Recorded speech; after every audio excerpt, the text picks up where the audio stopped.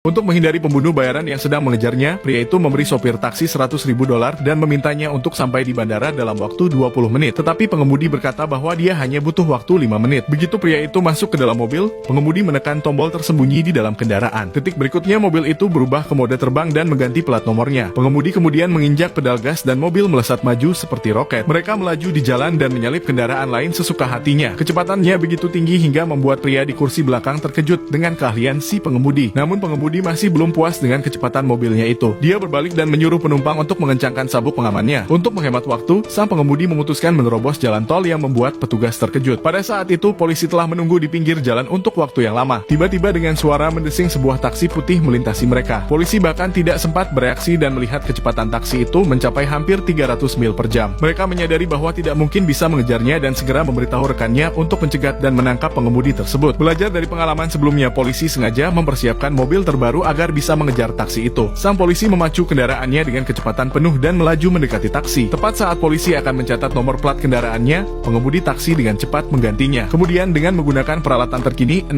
pipa knalpot memanjang dari bagian belakang mobil. Pengemudi menekan tombol dan ledakan energi yang dahsyat dilepaskan dengan jejak api yang panjang di belakangnya. Hingga akhirnya taksi itu dengan cepat menjauh dari mobil polisi. Taksi itu melaju menuju bandara dengan kecepatan supersonik dan dengan mudah mengimbangi kereta berkecepatan tinggi yang berada di sampingnya. Pria di kursi belakang bingung melihat kereta berkecepatan tinggi di luar jendela, tetapi pengemudi berkata bahkan pesawat terbang mungkin tidak lebih cepat darinya. Setelah 5 menit kemudian, pengemudi menginjak rem dan mereka akhirnya tiba di tempat tujuan. Tetapi ketika pengemudi menoleh ke belakang, dia melihat pria itu sedang duduk dengan tenang dan dia adalah penumpang pertama yang tidak muntah di mobilnya. Ketika pria itu baru saja keluar dari taksinya, tiba-tiba ada sebuah helikopter yang melayang di udara. Sang pengemudi tertegun melihat pemandangan itu. Kemudian pria itu meraih tali yang turun dari helikopter dan mengucapkan terima kasih. Hingga akhirnya pria itu pergi menjauh dan pengemudi masih tidak percaya apa yang dilihatnya.